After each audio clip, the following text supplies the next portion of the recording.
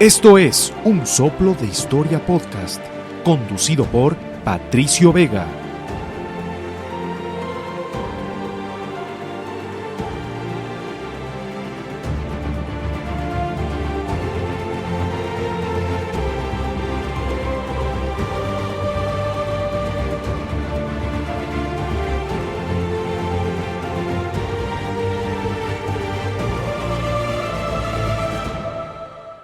¿Qué tal todos? Sean bienvenidos a un nuevo episodio de Un Soplo de Historia Podcast. En esta ocasión vamos a hablarles sobre Hammurabi, de quien se ha conocido mucho, sobre todo por sus códices, por sus leyes, por esas normativas que hasta el día de hoy se han estudiado y que son también referencia en los primeros ciclos de estudio en la carrera de Derecho, ¿no? Sin embargo, Hammurabi es mucho más que eso, es mucho más que las reformas. Él dejó un legado bastante importante en la antigua y obviamente ya extinta Babilonia. Pero antes de empezar y darles la introducción, queremos invitarles a que se suscriban a nuestro canal, a que le den me gusta, a que comenten, a que participen, qué tal les pareció este video, qué les parecería Hammurabi, cómo es, y bueno, todo aquello que ustedes quieran exponer, temáticas para tratar en un futuro, lo pueden hacer aquí en su canal de Un Soplo de Historia Podcast. Recuerden que también estamos en Spotify, en iVoox, en iTunes y también en nuestro canal de Facebook. En todos nos hallan con el mismo nombre.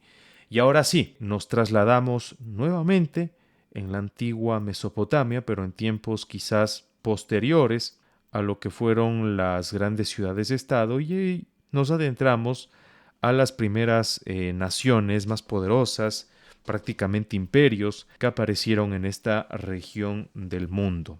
Y es que claro, en la vasta llanura de Mesopotamia, entre los ríos Tigris y Éufrates, se alzó un imperio que dejó una profunda huella en la historia de la humanidad. Hablamos de Babilonia. Este antiguo estado, con una rica herencia cultural y un gran legado, se destacó por sus características únicas que lo convirtieron en un faro de la civilización. Babilonia, con su capital homónima, floreció en el tercer milenio antes de Cristo y se convirtió en uno de los centros culturales y políticos más influyentes de la antigüedad. En este episodio exploraremos algunas de sus características distintivas, pero también nos vamos a adentrar en quién fue precisamente Hammurabi. Babilonia, de hecho, continuó existiendo como entidad política y cultural después de la muerte de este rey.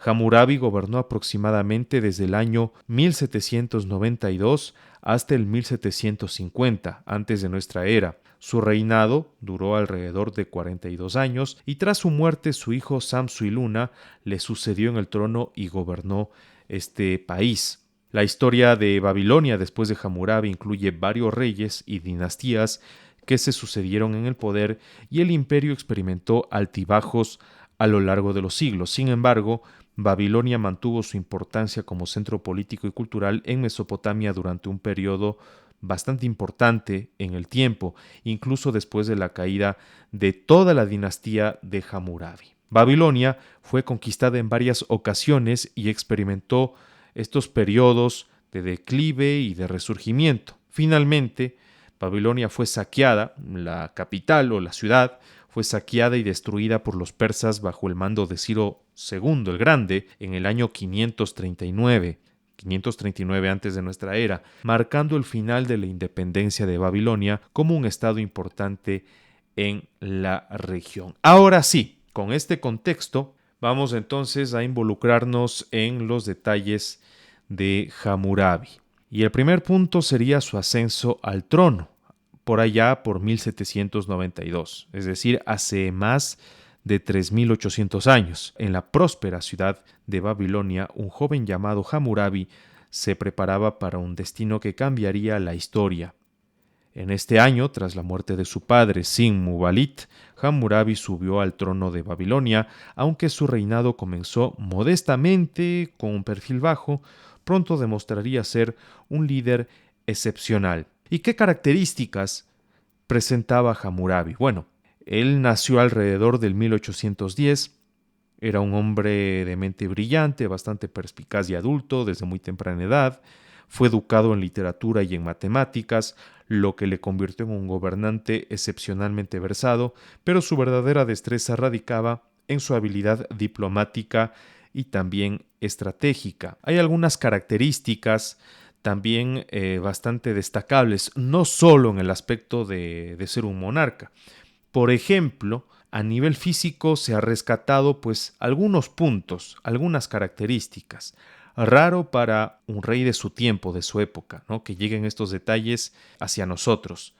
Si bien no hay representaciones visuales directas de Hammurabi, se cree que en su época los reyes babilonios solían llevar barba y vestimenta real, esto claro por las representaciones que existen, y que incluía túnicas y mantos adornados. Además es probable que llevara joyas y amuletos como parte de su atuendo, como era común entre los gobernantes de la antigüedad.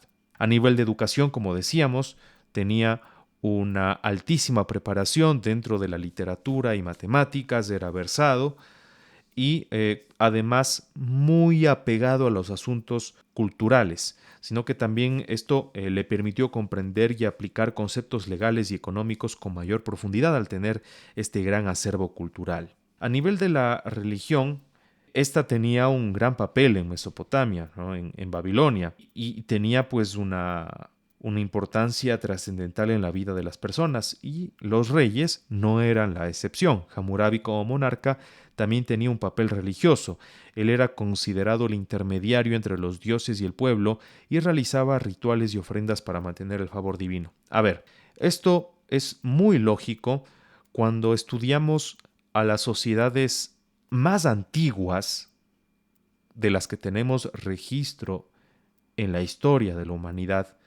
Todas ellas nacen siempre como ciudades-estado, y el otro punto, la otra característica, es que siempre se forma la figura de un rey sacerdote. Es una mezcla de las dos cosas, ¿no? Es un rey que enlaza, pues, la cosa terrena, los temas mundanos, con los asuntos divinos.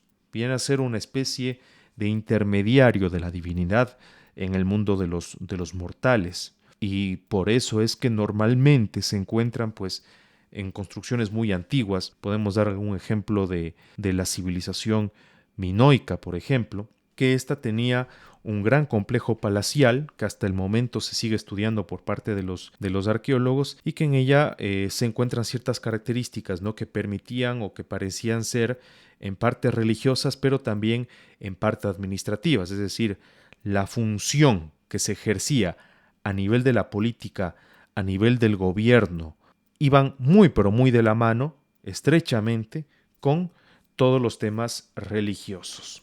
Así que eso era bastante importante. También había otra característica muy, muy interesante de algunos temas que tenía Hammurabi, y es que Babilonia era un imperio bastante diverso, y esto es por su extensión, con numerosos grupos étnicos y culturales, por lo que Hammurabi adoptó una política de bastante tolerancia religiosa y étnica, permitiendo que diferentes grupos vivieran juntos en armonía, y esto contribuyó en gran medida a la estabilidad de su imperio, al menos durante su gobierno, que, por cierto, no fue para nada corto, duró aproximadamente 42 años. Y esta es otra característica, precisamente la duración tan extensa, y es que su capacidad para mantener el poder y la estabilidad durante tanto tiempo es un testimonio de su habilidad, ¿no? Y también de que tuvo una vida larga. Muy, pero muy larga para los estándares del mundo antiguo. La gente fallecía con pocas décadas, ¿no? Entonces la gente tenía que cumplir muchas labores con cierta celeridad. Por ejemplo, la de tener un matrimonio y tener hijos, ¿no? Que así funcionaba el mundo de la antigüedad. ¿Qué otros temas importantes por acá tenemos? Algunas de las características. Bueno, el famoso código de Hammurabi, ¿no? No podíamos dejarlo afuera, a pesar de que se ha hablado ya muchísimo de él. Es quizás la herencia más importante que ha legado este personaje. Aunque no es un aspecto personal precisamente, el legado más perdurable de Hammurabi fue su código de leyes.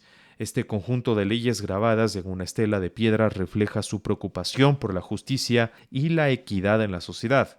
El Código de Hammurabi ha permanecido en la historia y sigue siendo un punto de referencia en la evolución de los sistemas legales a nivel mundial.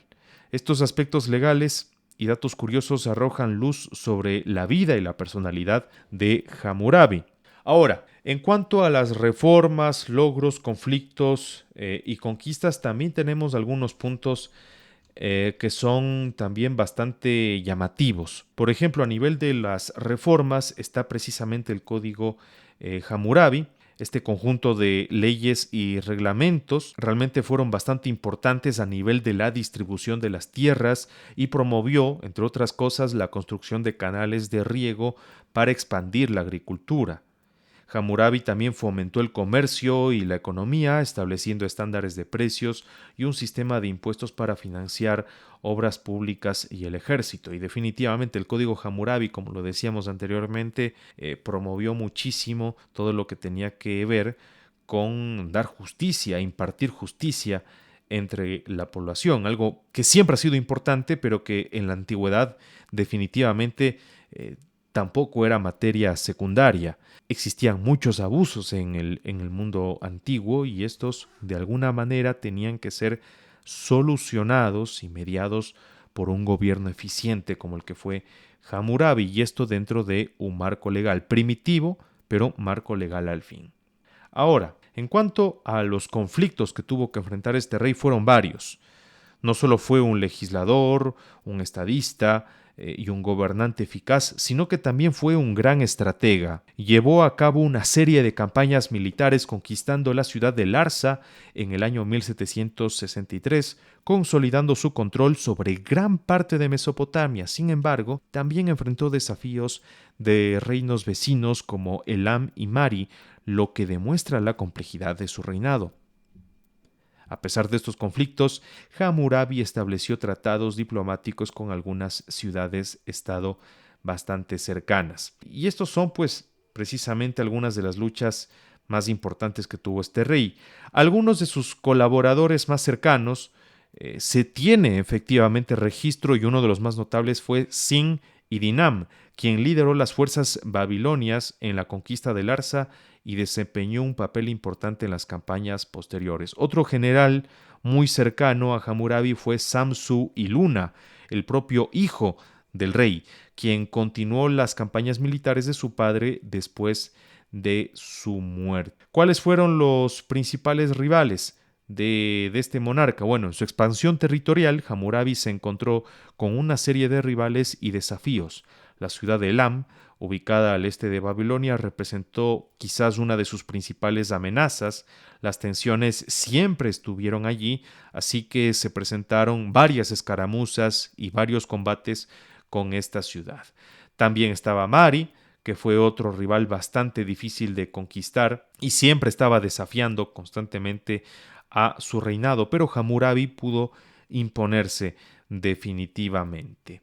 Y bueno, finalmente, ya en el año 1750, Hammurabi fallece después de un reinado bastante largo. Su hijo Samsu-iluna fue el que le tomó la posta, quedando pues como principal legado el Código Hammurabi, que fue realmente fundamental. También es recordada la gran estabilidad que le dio a su país durante su gobierno. Fue además una época de prosperidad. Allí florecieron las artes, floreció la literatura. Normalmente en un país, y esto se evidencia hasta en tiempos modernos, cuando en un país existe gran producción cultural, gran producción científica, cuando se presentan grandes deportistas que aparecen en distintas disciplinas, grandes músicos, normalmente esto suele pasar cuando existe una bonanza en el país. Cuando existe una bonanza en el país, muchas personas pueden estar más tranquilas en aspectos básicos de su vida, porque muchos de ellos ya están cubiertos y pueden dedicarse a otras cosas, ¿no? Por ejemplo, en el mundo antiguo, si es que había una hambruna terrible, una sequía terrible, habría gran pobreza el poblado, la ciudad-estado, estaba hundida en la guerra, en los conflictos de las invasiones, ¿qué es lo que pasaba? Que muchos de sus habitantes tenían que luchar por su supervivencia. Y al luchar por la supervivencia, ¿qué hacían? Buscaban alimento, trataban de ver cómo se protegían, cómo podían mantenerse vivos sin que sean asesinados, ya sea por algunos predadores naturales o también algunos rivales que venían de otra ciudad o estaban dentro de un conflicto y podían asesinarlos, criminales, etcétera, etcétera, ¿no? Entonces, en esas circunstancias, ¿cómo una persona puede pensar en, por ejemplo, y además de no tener educación, cómo puede crear o reflexionar, tener este material intelectual para producir, por ejemplo, una obra literaria? Es simplemente imposible porque todo el tiempo está ocupado en mantenerse con vida. Pero cuando hay bonanza, cuando hay un gobierno y hay un país sólido, estas necesidades básicas de seguridad, de alimentación, de salud, se ven cubiertas en muy buena medida. No totalmente, pero sí bastante. Y esto provoca también un auge económico.